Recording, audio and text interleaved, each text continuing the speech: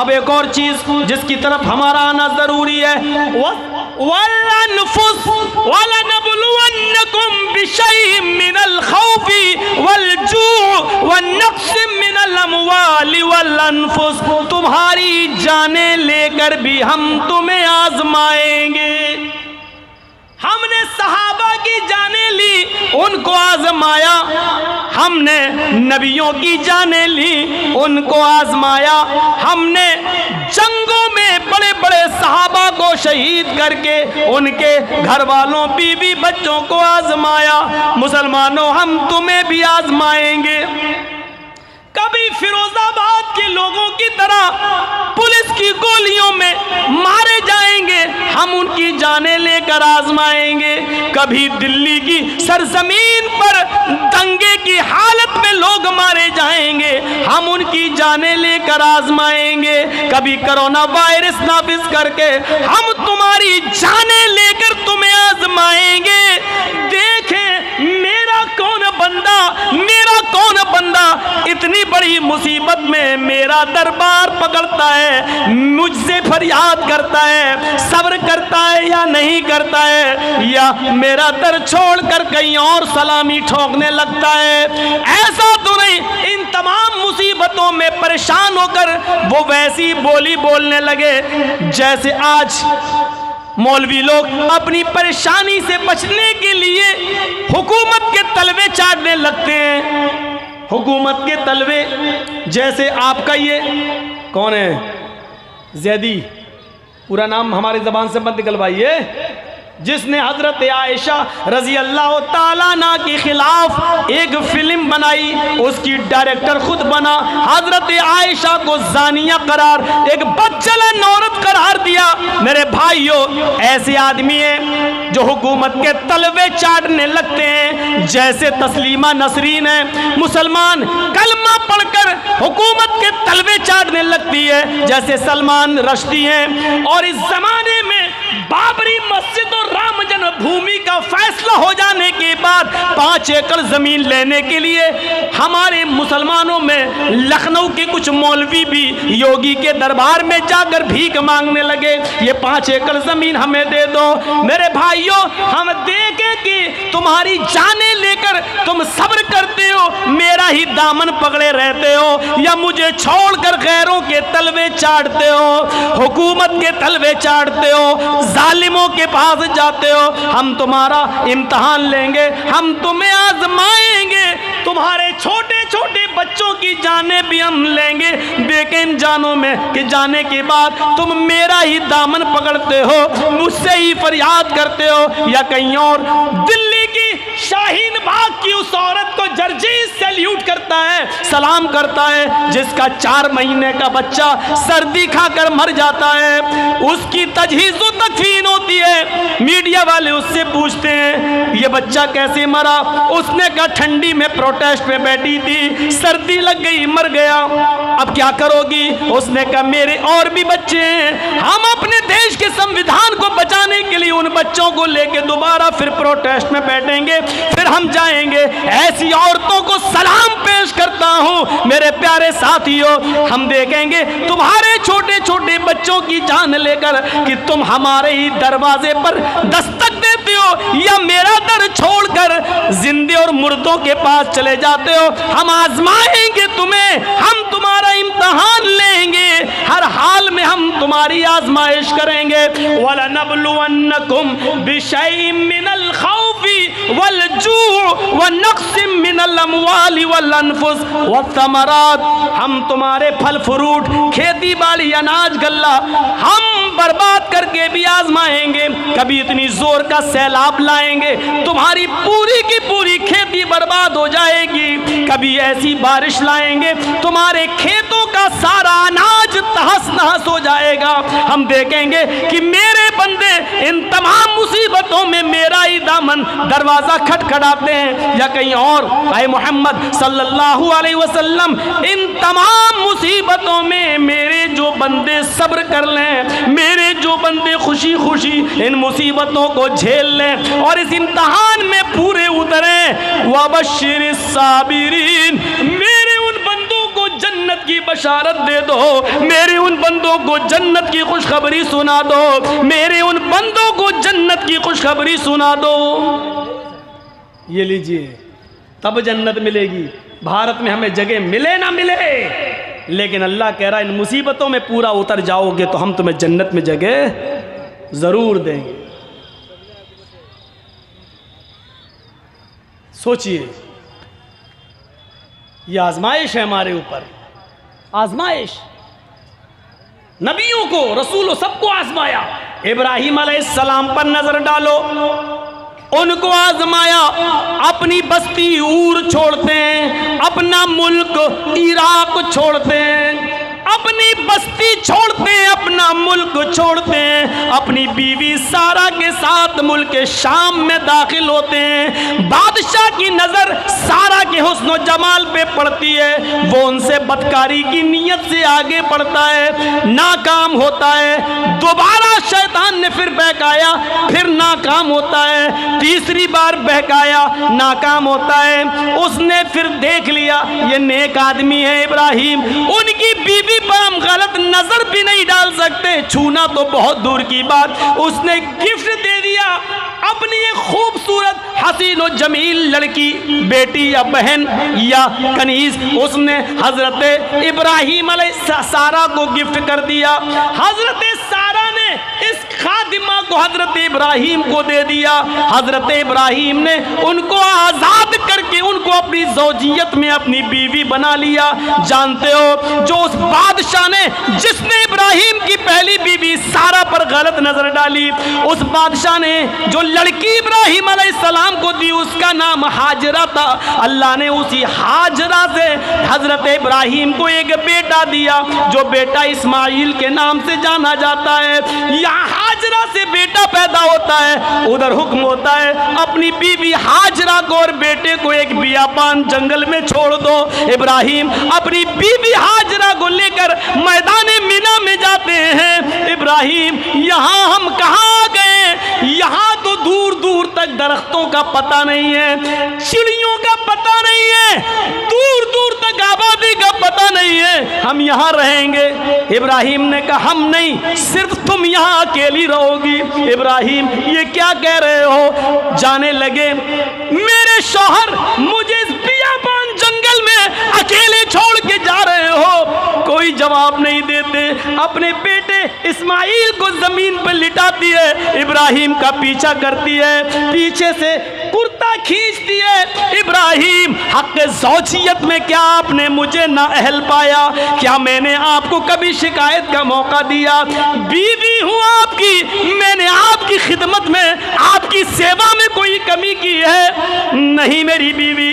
پھر کیا بات ہے مجھے چھوڑ کے جا رہے ہو؟ میری بیوی میرے پاس تمہارے سوال کا جواب نہیں۔ پھر جانے لگے، پھر پکڑ کے کھینچا، ابراہیم جا رہے ہو لیکن میرا قصور بتاؤ کہ مجھے اکیلے کیوں چھوڑ رہے ہو؟ میری بیوی میرے پاس اس کا بھی جواب نہیں۔ پھر ہاتھ جھڑکا، پھر جانے لگے۔ بیوی نے پھر کھینچا، اسماعیل کہاں رہے گا؟ یہی۔ میں کہاں رہوں گی؟ یہی۔ تم کہاں رہو گے؟ پتہ نہیں، پتہ نہیں کب آؤ گے، یہ بھی پتہ نہیں کل آ جاؤ گے۔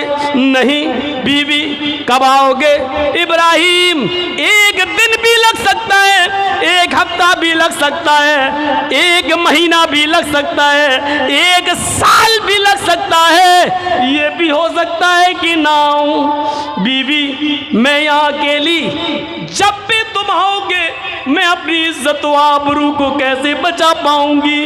کتنے درندے قافلے یہاں سے گزریں گے، چور گزریں گے، لٹیرے گزریں گے۔ ابراہیم میری عزت و آبرو کی حفاظت کیسے ہوگی؟ کھانے پانی کا انتظام کیسے ہوگا؟ ابراہیم کہتے ہیں ہاجرہ میرے پاس تیرے سوال کا بھی جواب نہیں ہے۔ پھر آگے بڑھے، اس نے پھر کھینچا اور اپنے گلے سے لگاتے ہوئے کہا جا رہے ہو تو جاؤ، لیکن اتنا بتاؤ اپنی بیوی کو کس کے سپرد کر کے جا رہے ہو؟ جب آؤ گے تو مجھے پاؤ گے یا نہیں؟ مجھے کس کے حوالے کر کے جا رہے ہو؟ الہ، قرآن نے ہاجرہ کے اس لفظ کو ریکارڈ کر لیا، الہ من ततरुकुना, इब्राहिम इतना बताओ कि मुझे किसके हवाले करके जा रहे हो। इब्राहिम अलैहिस्सलाम ने अब बीवी की आंखों में आंखें डाली, फरमाया बीवी अब तूने सवाल सही किया, मुझे किसके सुपुर्द करके जा रहे हो? तो सुन, इल्लल्लाह, मैंने तुझे और इस बच्चे को अल्लाह के सुपुर्द कर दिया है, अल्लाह के हवाले कर दिया है। बीवी मुस्कुराई, कहती अब जहां जाना हो आराम से चले जाओ, अब आपने मुझे उस जात के सुपुर्द कर दिया है जो अब तक मुझे बचाता रहा, मेरी हिफाजत करता रहा, आगे भी करेगा। इज़न ला युज़ीउनल्लाहु अबदा, मेरा रब हमें ज़ाय नहीं करेगा, मेरा रब हमें बर्बाद नहीं करेगा। क्यों डरते हो सीए से, क्यों डरते हो एनआरसी से, क्यों डरते हो एनपीआर से? हमारा रब हमें ज़ाय नहीं करेगा। उसने हमें पैदा किया है, इस दुनिया में उसने हमें वजूद बख्शा है। वो एक दरवाजा बंद करता है तो 1000 दरवाजे खोल देता है। लेकिन हमारा ईमान मजबूत होना चाहिए कि वला तहिनु वला तहज़नु व अंतुमुल अ'लौना इन कुंतुम मुमिनीन। मुसलमानों, तुम कासे गधाई लेकर भीख मांगने के लिए पैदा नहीं हुए हो, तुम हुकूमतों के सामने अपना दामन फैलाने के लिए पैदा नहीं हुए हो, तुम किसी के सामने अपना हक मांगने के लिए पैदा नहीं हुए हो, तुम किसी के सामने कटोरा लेकर भीख मांगने के लिए पैदा नहीं हुए हो। हम तुम्हें बुलंदी देंगे, तुम्हें इज्जत देंगे, तुम्हें हुकूमत देंगे, तुम्हें सर बुलंदी देंगे।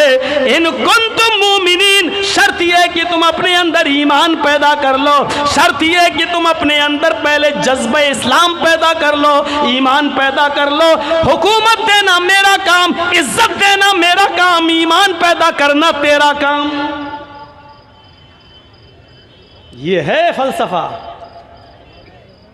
हमारे दिलों से डर निकलने की यही एक शक्ल व सूरत है, यही एक शक्ल व सूरत है हमारे दिलों से। ईमान मजबूत करो, अल्लाह अपना वादा पूरा करने के लिए तैयार है इंशाअल्लाह। हम करें तो। हाजरा का वाकया सुना, कितना जबरदस्त तवक्कुल, भरोसा। जाओ, एक औरत को अकेले छोड़ के देखो, नहीं, अकेले छोड़ा, बियाबान जंगल में छोड़ा। ये तो जनरेटर चल रहा है, लाइट जल रही है, वहाँ लाइट भी नहीं है, दूर तक पेड़ भी नहीं है। पेड़ हैं तो चिड़ियों के घोंसले नहीं हैं, क्योंकि चिड़ियाँ भी, परिंदे भी ऐसी जगह घोंसले बनाती हैं जहाँ उनको पानी आसानी से मिल जाए, दूर दूर तक पानी का पता नहीं है। हाजरा अपने बेटे इस्माइल के पानी के लिए दौड़ रही है, कभी सफा तो कभी मरवा, कभी मरवा तो कभी सफा, 7 चक्कर लगाती है, पानी नहीं मिलता। इस पहाड़ी से झांक कर देखती है, कोई कबीला नहीं मिलता। इधर देखती है, कोई गांव आबाद नहीं है। इधर देखती है, कोई काफिला आ रहा है तो उससे पानी ले लूं, नहीं आ रहा है। 7 चक्कर। और कहते हो इस्लाम ने औरत को 4 दीवारी में कैद कर दिया, बंद कर दिया, ये कर दिया, वो कर दिया। औरत को इस्लाम ने इज्जत नहीं दी। इस्लाम ने औरत को इतनी इज्जत दी कि अगर मीडिया वाले हाजरा के इस वाक़े से अगर इबरत लेना चाहें तो ले सकते हैं। हाजरा जहाँ जहाँ दौड़ी, जैसे जैसे दौड़ी, जिस जिस जगह पर उसने अपने कदम रखे, जहाँ तेज दौड़ी वहाँ तेज दौड़ना, जहाँ आहिस्ता दौड़ी वहाँ आहिस्ता दौड़ना, उसको अपनी अल्लाह ताला ने अपनी इबादत का हिस्सा बना दिया है। एक औरत के नक्शे पा को, एक औरत के पैरों के निशान को अल्लाह ताला ने अपनी इबादत का हिस्सा बना दिया। इससे ज्यादा एक औरत को इज्जत कौन सा धर्म दे सकता है, कौन सा मजहब दे सकता है? हाजरा की सुन्नत को जब तक कोई मुसलमान जिंदा नहीं करता, अल्लाह ताला उसको अपनी इबादत कबूल नहीं करता, उसका हज नहीं मानता, उसका उम्रा कबूल नहीं करता। एक औरत के नक्शे कदम को अल्लाह ताला ने अपनी इबादत का हिस्सा बना दिया। औरत को पाप की देवी कहने वालों, आदम को जन्नत से निकलवाने वाली औरत, शतरूपा हिववती को जिम्मेदार कहलाने वाली मनुस्मृति, जरा तसव्वुर करो, आपने औरत को पाप की देवी कहा है। इस्लाम ने औरत को पाप की देवी नहीं, घर की मलका कहा है। इस्लाम ने औरत को जो इज्जत दी है, दुनिया के किसी मजहब में औरत को वो इज्जत नहीं मिली है, नहीं दी गई है। ये मकाम दिया था अल्लाह तबारक व तआला ने एक औरत को।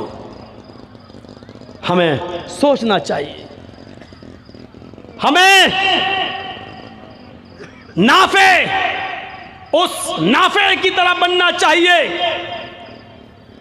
جو اسلام کا پرچم لہراتا ہوا آگے بڑھا اور اس نے قبیلوں کے قبیلوں کو فتح کر لیا، گاؤں کے گاؤں فتح کر لیا، سب جگہ پر اس نے اسلام کا پرچم لہرا دیا، پھر بھی آگے بڑھتا جا رہا، جو گاؤں جو بستی آ رہی اسلام کا پرچم لہراتا جا رہا ہے، جو آڑے آ رہا اس سے لڑتا جا رہا اور اسلام کا جھنڈا لڑتے لڑتے لڑتے لڑتے سامنے سمندر آ جاتا ہے۔ سمندر بہت گہرا، بہت لمبا، جہاں تک نظر ڈالتا ہے سمندری سمندر دکھتا ہے۔ اس نے اپنے فوج کی طرف نظر ڈالی، 1500 گھڑ سوار، 1500 فوجی اس کے ساتھ۔ اس نے دائیں نظر ڈالی، اسلام کا پرچم، اس نے بائیں دیکھا تو اسلام کا پرچم، اس نے پیچھے مڑ کے دیکھا تو اسلام کا پرچم، سامنے دیکھا تو سمندر۔ چیخ پڑا، اے اللہ اب کون سی بستی موجود ہے جہاں اسلام رہ گیا ہے؟ اے اللہ میں نے دائیں بھی اسلام پھیلا دیا، بائیں بھی اسلام کا جھنڈا لہرا دیا، پیچھے تو اسلام فتح کرتے ہوئے آ ہی رہا ہوں، سامنے سمندر ہے، اب ہم جائیں تو کہاں جائیں؟ میری ابھی پوری زندگی پڑی ہوئی ہے۔ اے اللہ آسمان سے اب کوئی فرشتہ نازل نہیں ہوتا، اب کوئی وحی لے کر نہیں آ سکتا ہے، مجھے معلوم نہیں ہے اس سمندر کو پار کرنے کے بعد بھی کوئی بستی رہتی ہے۔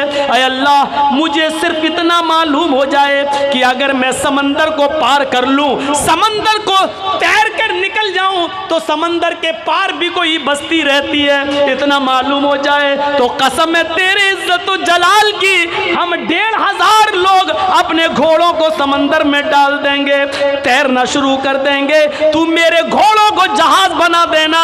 اے اللہ سمندر پار کر کے بھی ہم چین سے نہیں بیٹھیں گے اس وقت تک جب تک کہ ہم اس بستی پر بھی تیرے نبی جناب محمد رسول اللہ کا جھنڈا نہ لہرا دیں۔ یہ جذبہ تھا، یہ ایمان تھا۔ ہم تو اپنے گھروں میں اسلام نافذ نہیں کر پا رہے ہیں، ہم تو اپنی بیٹیوں کے ہاتھ سے موبائل نہیں چھین پا رہے ہیں، ہم تو اپنے بہنوں کے ہاتھ سے اینڈرائیڈ موبائل نہیں لے پا رہے ہیں، ہم تو اپنے گھر میں اپنی بہن اور اپنی بیٹی پر اسلام نافذ نہیں کر پا رہے ہیں، ہم اپنی بیٹیوں کو فیس بک میسنجر اور واٹس ایپ چلانے سے نہیں روک پا رہے ہیں، ہم اپنے چھوٹے 12-13 سال کے بچوں کو موبائل دینے سے نہیں روک پا رہے ہیں۔ جو آدمی اپنے گھر میں اسلام نہ لہرا پائے وہ اپنے معاشرے میں اسلامی ماحول کیا پیدا کرے گا؟ ہم سپنا دیکھ رہے ہیں، ہم خواب میں مست ہیں، یہ کریں گے وہ کریں گے، یہ ہوگا وہ ہوگا۔ میرے بھائیوں یہ ایمان اپنے اندر پیدا کرنے کی ضرورت ہے، پھر اللہ کی مدد آئے گی ہمارے اور آپ کے اوپر۔